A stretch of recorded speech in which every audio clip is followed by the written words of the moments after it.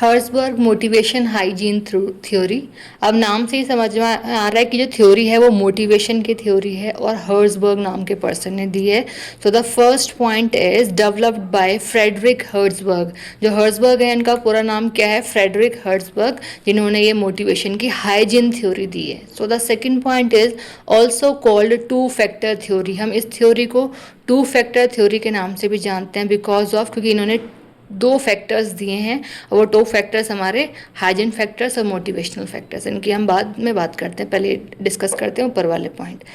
अब next point क्या है? It explains what motivates employees, कि जो हमारी ये थ्योरी है वो एक्सप्लेन करती है कि आखिर क्या चीज़ मोटिवेट करती है एम्प्लॉयज़ को और क्या कॉजेज़, क्या कारण है डिससेटिस्फैक्शन के। ठीक है। Next point is helps managers understand employ need, कि जो ये थ्योरी है वो कहीं ना कहीं हेल्प करती है कंपनी में मैनेजर्स को, जिससे कि वो अंडरस्टैंड कर पाएँ कि एम्प्लॉयज़ की ज़रूरतें क्या हैं, उनकी नीड्स क्या हैं। Next point is employees job satisfaction and productivity, कि इस थ्योरी की हेल्प से हम क्या कर पाएंगे? इम्प्रूव कर सकेंगे जॉब के सेटिस्फेक्शन को। इट मीन्स जो हमारा एम्प्लॉय है वो अपनी जॉब से सेटिस्फाइड रह सके और जो उसकी प्रोडक्टिविटी है वो इंक्रीज हो सके या फिर इम्प्रूव हो सके। Next point is useful for designing motivational programs, कि जो ये थ्योरी है वो यूजफुल होती है किस चीज़ के लिए? जिससे कि हम डिज़ाइन कर पाएँ मोटिवेशनल प्रोग्राम्स एम्प्लॉयज़ के लिए। Now so these are the two factors of this theory.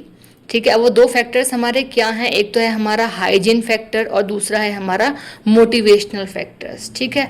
Hygiene factors को हम डिससेटिस्फैक्शन या फिर मेंटेनेंस फैक्टर्स, मतलब ऐसे फैक्टर्स जो कहीं ना कहीं डिससेटिस्फाइड वाले फैक्टर्स होते हैं जिससे एम्प्लॉय डिससेटिस्फाइड रहता है, या फिर हम इसको बोल सकते हैं कि ऐसे फैक्टर्स जो कहीं ना कहीं हमें मेंटेन खुद से करने पड़ते हैं, मतलब एक एम्प्लॉय को खुद से मेंटेन करने पड़ते हैं ये फैक्टर्स। ठीक है। बिकॉज ऑफ, क्योंकि एम्प्लॉय इनसे डिससेटिस्फाइड रहता है। अब डिससेटिस्फैक्शन है तो उन्हें अपने आप से मेंटेन करने पड़ेंगे। ठीक है। नेक्स्ट है हमारा मोटिवेशनल फैक्टर, जो हमारा सेकंड फैक्टर है। अब मोटिवेशनल फैक्टर्स मतलब वो फैक्टर्स जो कहीं ना कहीं एम्प्लॉय को मोटिवेट करते हैं। इट मीन्स क्या है कि कंपनी का जो एम्प्लॉय है वो सेटिस्फाइड है हर चीज़ से। ठीक है। अब थोड़ा डीपली डिस्कशन करते हैं हम इन दोनों फैक्टर्स का। तो हमारा फर्स्ट फैक्टर है हाइजीन फैक्टर्स। अब हाइजीन फैक्टर्स में क्या है?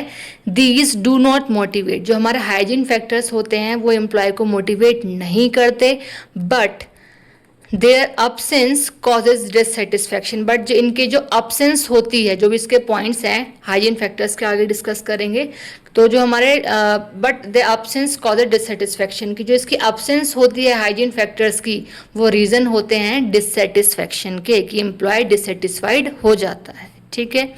Next point is they are related to the work environment. ये जो हाइजीन फैक्टर्स होते हैं वो रिलेटेड होते हैं किस चीज़ से? वर्किंग एनवायरनमेंट से रिलेटेड होते हैं। Next point is the examples. अब कौन कौन से एग्जाम्पल्स हैं जो हाइजीन फैक्टर्स में हमारे आते हैं? जैसे हमारी सैलरी हो गई, ठीक है, कंपनी की पॉलिसीज़ हो गई, जो कंपनी की पॉलिसीज़ रूल्स एंड रेगुलेशंस बनाए जाते हैं उसकी बात कर रहे हैं। कंपनी की वर्किंग कंडीशंस, ठीक है, जो वर्किंग में यूज़ होती हैं conditions. Next is job security, कि एक एम्प्लॉय जॉब से सिक्योर है या नहीं है।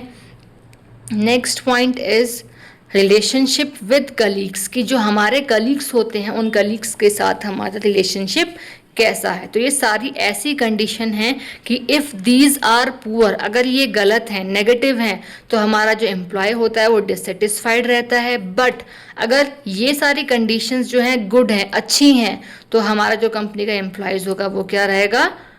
No dissatisfaction, it mean satisfied रहेगा। ठीक है, इसका कोई डिससेटिस्फैक्शन नहीं होगा। So these are the hygiene factors. अब जो हमारा है सेकंड पॉइंट है, फिर हमारा सेकंड फैक्टर आप इसको बोल सकते हैं, वो है हमारा मोटिवेशनल फैक्टर। मतलब एक ऐसा फैक्टर जो कहीं ना कहीं हमारी कंपनी के एम्प्लॉयज़ को मोटिवेट करता है, या फिर जिस फैक्टर से हमारी कंपनी के एम्प्लॉयज़ मोटिवेट रहते हैं। सो द इसमें फर्स्ट पॉइंट है दीज ट्रूली मोटिवेट एम्प्लॉयज़, की जो ये फैक्टर्स होते हैं, जो इसमें चीज़ें इसमें आती हैं, जो भी पॉइंट वो डिस्कस करेंगे हम आगे, क्या है कि दीज ट्रूली मोटिवेट एम्प्लॉयज़, की ये सारी चीज़ें जो हैं वो एम्प्लॉय को मोटिवेट करती हैं। Next is they are related to the nature of the job, ये सारी चीज़ें रिलेटेड होती हैं कि एक एम्प्लॉय की जो जॉब है उसका नेचर कैसा है, ठीक है, किस टाइप की वो जॉब कर रहा है। Next point is the examples कि अब कौन कौन सी सारी चीज़ें हमारी मोटिवेशनल फैक्टर्स में आती हैं। जैसे हमारा अचीवमेंट कि हमने कंपनी में क्या अचीव किया है, हमारा रिकग्निशन, हमारी रेस्पॉन्सिबिलिटीज़, ग्रोथ एंड प्रमोशन, या फिर वर्क इट्सेल्फ जो हम खुद से काम कर रहे हैं, ये सारी चीज़ें, ये सारा पार्ट हमारा आता है मोटिवेशनल फैक्टर्स का। अब अगेन इसमें भी बात है, इफ़ दीज आर प्रेजेंट, अगर ये सारी चीज़ें प्रेजेंट हैं वर्किंग एनवायरनमेंट में आपके, तो क्या है, आप हाईली मोटिवेट हैं और मोटिवेशन के साथ साथ आप सेटिस्फाइड भी हैं उन कंपनी की कंडीशन से। सो हमारे ये 2 फैक्टर्स हैं जो हमारे हर्ज़बर्ग ने दिए हैं, इसीलिए इस थ्योरी को हम 2 फैक्टर्स थ्योरी ऑफ मोटिवेशन कह सकते हैं। ठीक है, आई होप क्लियर हो गई होगी। और आपको क्लियर है ये थ्योरी तो प्लीज़ मुझे कमेंट करके बताएं कि आपको कुछ समझ में आया है, मतलब किस परसेंटेज तक या किस लेवल तक आप इस थ्योरी से सेटिस्फाइड हैं।